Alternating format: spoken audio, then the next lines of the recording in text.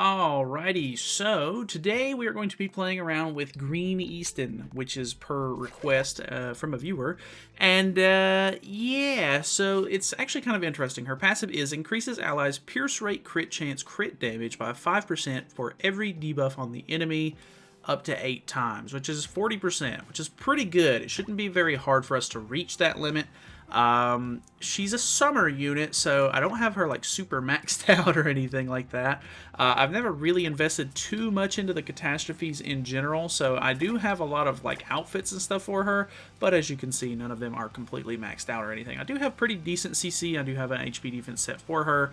I would like to try out Green Awakened Eastin in the back at some point, but this is per request. I wasn't really sure who to put in the third slot, but I figured Easton's probably going to be pretty squishy, so we can just kind of set up for turn one, put some debuffs on, and then I can stance so that way we don't get completely destroyed.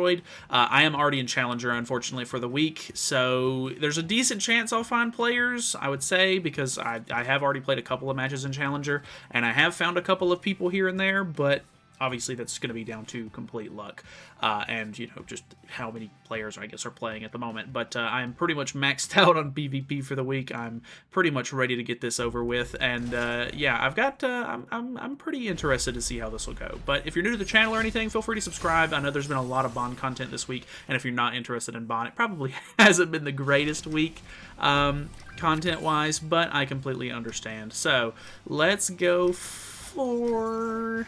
let's maybe knock a stack off of Melee, just so that way we don't have to worry about it too much next turn. This will actually let us, if he double attacks, he'll just have no stacks on. I think this, yeah, this actually prevents ultimate move gauges from filling, which gives us another debuff to put on. So we can potentially use this Bond combo. Big damage, hopefully. He's not attacking with Melee. That actually kind of screws me a little bit, because I'm not going to be able to... Well, I guess this doesn't do damage, so it's not the biggest deal in the world. He does still have 2 stacks on, actually, so let's throw this out and then combo on the Melee. I'm actually pretty interested to see how this goes, because I don't think this should take a stack off because it doesn't do damage. Got a lot of debuffs here. Ooh, okay, we're already starting to do a lot. The Pierce card doing a lot, 128 into the Snipe card. 387, not too bad. I don't think that's the highest we've seen from level 1s. I think maybe Kyo or... I don't think Roxy was necessarily doing that much, because you kind of get extra damage off if you don't kill with her. I want to say Kyo was probably like some of the best like turn 1 damage that we've ever gotten. But honestly, I cannot complain with that at all. Honestly, very nice damage.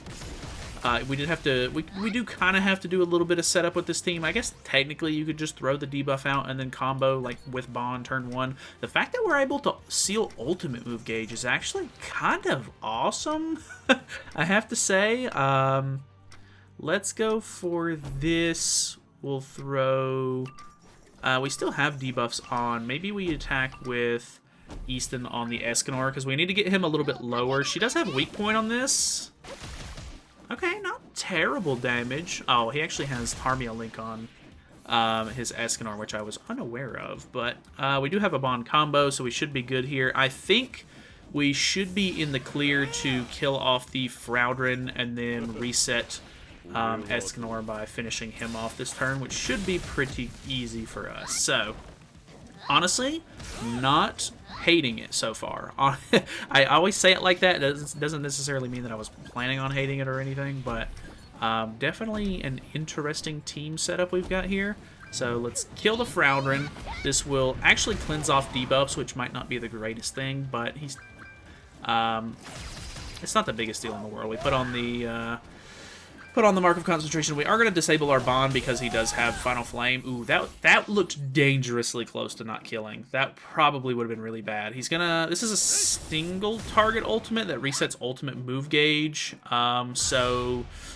It's kind of sucky, I guess, because we could have potentially gotten her ultimate, or just we need higher level ultimate gauge so that way we can actually reset stacks and stuff like that, or reset ultimate move gauge, but not a huge deal. So let's just go for the kill on Escanor, and then we are pretty much good to go. So I'll whittle down this Bond, and we'll go ahead and move on to the next match. Alrighty, we have a demon team, which is not very uncommon, so we should be able to see some interesting stuff here. Oh, it's actually Assault Mode Meliodas, which is pretty cool. We have, well, I was gonna say we have type advantage, but I forget that Bon is not a color. He is a light unit, so let's go for this maybe, just to get a little bit of extra damage off. We are going to give him an extra stack by attacking him. I haven't played against Assault Melee in so long. I didn't even really see him too much whenever his relic first dropped. Like, I seen maybe like 2 or 3 matches with him, and then nobody really played with him anymore. I understand that he is a Nidhogg relic, so a lot of people don't have access to it. But yeah, I feel like it really was like super hype. Everybody's like, oh my god, Assault Mode Melee Relic. And then it really went nowhere. Like, nobody really talked about it because Purg Melee was already out. He sort of got overshadowed by the fact that Purgatory Melee was just actually insane to begin with. So yeah, not really the greatest of timing on that drop for sure. But, you know, either way, let's go ahead and just throw this out as well. For whatever reason, we'll just try to get closer to merges and everything. This honestly shouldn't be anything crazy. We should be able to kill him pretty much no problem. He does have a lot of stats, I guess. 458's not too bad. He's a bit older, of course. Like, compared to Melee, that was an extra, like, 50k damage or so. So, I mean, I guess we've got that going for us, but do have another bond combo, which is really nice. Hopefully, well, his Esteros is disabled here, so there's a decent chance that I can... Well, I would say there's a pretty good chance that I survive this, actually. Flood doing no extra damage. Okay, not bad, though. And then... Oh, no, he's using double Flood. I think that kills me. Oh, we live! We live it! I love it. I love it. Deanne actually tank God. Actually insane. Actually crazy. Alright, let's combo on the Esterosa here. He's a little bit older than Purgatory Melee. Okay, the Pierce card not doing as much as I was expecting it to. 139. And then combo. 338 is not bad, though. 338 is okay. It's not quite 400k or anything, but, I mean, we did have a lot of stacks and everything on the field already. Does he kill off my Deanne here? Oh, super close. I think if he would have single targeted with the Zeldris there, he probably would have got me. Let's go ahead and throw this out, and then this should pretty much be GG. I don't know if this will kill from full health or anything without Mark of Concentration on, but we'll see. 1-6. Actually, not bad. Pretty much put him down to 1 HP, so I can't really argue. And we give Eastin the windscreen here. Let me hide the camera. Eastin windscreen. I don't ever get to see this one. Wowie zowie. Oh wow. She is probably one of the prettier of the 7 catastrophes. So I know why a lot of people consider her to be their favorite. Anyway, moving on. Alrighty. Ooh, we have a this one might be a bit rough. We do have a pretty crazy looking Deanne on the field. We're gonna try. Maybe I shouldn't have tried to go for this. Maybe I should have went for more setup, but I assume, yeah, we'll be okay. I think just going for the turn 1 on Deanne sometimes is really scary. Ooh, that was pretty close to not killing. I'm really glad we were able to, though. That's gonna save us a lot of trouble. Level 3 weak point skill could be kind of cool. We can maybe merge and do the level 2. That'll put some more debuffs on. That'll pretty much clear our entire hand. We'll be down to 1 card in hand, which I think will be kind of nice, actually. Weird that the bot double debuffs and disables and then goes for the Escanor card. Kind of bizarre, I'll be honest. Decent damage there, though. I guess I need to go for this Bond because of the ult gauge at this point. The true magic is going to scare me a little bit here, but let's see this level 3 weak point skill. I very much luck of the draw here. Lots of debuffs, so we're maxed out on passive. Let's see it. Okay, 2 of 1. I mean, even though that wasn't like insanely, you know, impressive for how old this unit is, I think she was like year 2 summer unit, if I'm not mistaken. I think her and Summer Valenti came out on the same banner, if I'm not mistaken. I think that's right. But, yeah, I mean, hey, compared to the newest festival character in the game, I would say that was some pretty decent damage overall. Really can't complain there. So let me throw this out. He does have Tarmio Link on his Bond, which is a little bit... Oh, no, he doesn't. He's just healed a lot, I guess. Oh, that's right. He had Tarmio Link on his DN. I'm stupid. Anyways, this should be a pretty good little chunk of damage. This is probably not going to do anything. Oh, dude, the increased crit chance from Eastin actually made that possible. There's no way, like, oh my god, absolutely no shot I kill there without the debuff on with any other character, because I'm not getting crit chance from anybody, and his crit chance is just... I don't want to say it's abysmal, but it's pretty bad. Like, it's pretty low. So, honestly, I am pretty happy with that. Like, no Bond card, but I still get the kill. Kind of sick, to be honest with you. Let's go for... I basically have no debuffs on the field, which is unfortunate. Let's reset the ultimate. I really want to go for it again, just to see if I can get any crits off. Here's hoping he doesn't merge back into the ult. Bam. Really good damage. No merge. No crit. If he would have crit just that tiniest little bit, he would have been dead. Ah, that sucks. Okay, that's fine though. Maxed out Escanor is maybe a little scary, but single targets aren't really going to do that much to me. I'm already maxed out on damage dealt stacks as well, so it's not the biggest deal in the world. He was disabled, so this is popping True Magic, but it doesn't matter because I have DN ult in hand. So we'll stance. Fortunately, I'm not going to be able to kill Escanor this turn, but it's fine. We'll just use the Eastin card here just to get the stack off, and then we'll go ahead and move on for you guys since there's not really much else to see here. All right, ready? Bam. Okay, very cool. Alrighty, full demon team again. 337's not too bad. Unfortunately, I don't think we're going to end up hitting any real players.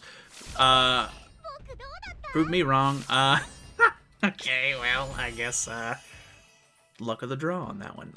We got one more match, I guess. I might buy an extra ticket for this one, but I don't know how well. I don't know how much I actually want to do that.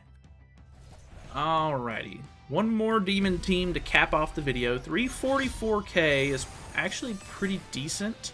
So this could be a bit concerning. Tarmia Link on nobody. No one at all. Huh. Okay. Actually kind of curious if I can get rid of the Chandler, so that way I really don't have to deal with it. I know that's not the greatest play, but oh my god, I cannot stand Chandler lately. He is so annoying to play against with Bond. Insta draw back into another combo, which is great. We can throw on the debuff as well. He's going to take off his his last stack here, so we don't have to worry too much about popping True Magic next turn. We can probably just go ahead and get rid of him, I would assume, maybe, possibly. So that should work out. I actually don't really see too many people running Ominous Nebula Zeldris in the back if they have him. Like, I don't know. I just don't really see it. I guess it's completely viable because he does work in the back, but I feel like a lot of people that are running the Demon team, like in high tier PvP, probably have the Relic, so they're not, I don't know. They're yeah, you know what I mean. They're just running the Relic. They're running him up front because the Relic doesn't work in the back. Either way. Let's see this. Full stacks on at the moment, so he does have some decent damage reduction on. Bam, bam, bam. Kind of close to not killing there. I mean, obviously we do kill, so that's good, but it always concerns me when he's like, I don't know, when I'm seeing the chunks take off and I'm like, is that one more chunk actually gonna kill? Like, I don't know, it just, it really, like, kind of puts me on edge a little bit. Okay, first demon team in a while to actually get through the DN, which is kind of funny. Level 3, no Bond. Ooh, no Bond. I'm genuinely concerned I'm not going to have enough damage to get through this. Type advantage would... I think the Zeldris would do more damage in this scenario than the weak point. because I think his stats are just much higher. He's a bit newer. He has a relic as well. I mean, she has a relic too, so I guess it's not fair comparison. 151 into 187. Okay. I see it. I respect it, Eastin. Eastin actually doing pretty well. I've got to say, overall, I'm very surprised. I was like, this is probably going to be something a little gimmicky, might not actually be all that impressive. Like, it seems like something you would see and, like, it'd be like, like, sounds cool on paper, but I'm not 100% sure on it. But genuinely glad that I gave it, like, a fair shot, because I like it. I think it's cool. I really do. I think that Eastin actually gives you a decent little bit of extra crit chance. The extra crit damage is going to help you secure kills more. The extra pierce rate is just going to increase your damage overall. Just very nice, I have to say. Just a really nice, like, synergistic unit. I think the catastrophes actually have some decent potential with Bond, which is really, really cool to see. Obviously, there's just a plethora of units that you can run with him now, so I don't know if I'm going to be doing double uploads next week or not, but I'll probably still mess around here and there. As soon as I get Arthur, we'll try to make some videos with him, and I don't know exactly when I'm getting Lost Vein at this point, but I do still want to mess around with him in a couple of different scenarios. So that's it for me. Thank you guys so much for watching. Hopefully you guys enjoyed the video. Feel free to subscribe if you have not already, and I will see you in the next one.